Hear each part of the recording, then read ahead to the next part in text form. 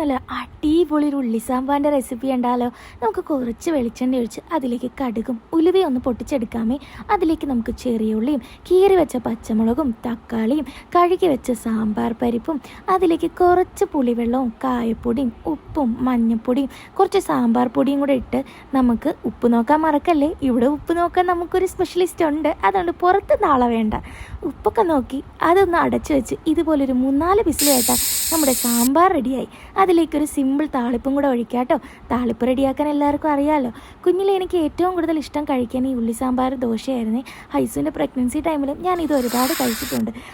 അപ്പോൾ ഈ ഒരു സാമ്പാർ ഒരിക്കലെങ്കിലും ട്രൈ ചെയ്ത് നോക്കിയിട്ടുള്ളവർ കമൻറ്റ് ചെയ്ത് പറയണേ. ട്രൈ ചെയ്ത് നോക്കാത്തവർ മസ്റ്റായിട്ട് ഒന്ന് ട്രൈ ചെയ്ത് നോക്കണേ. അപ്പോൾ നമുക്ക് അടുത്ത വീഡിയോ ആയിട്ട് കാണാം. Bye bye.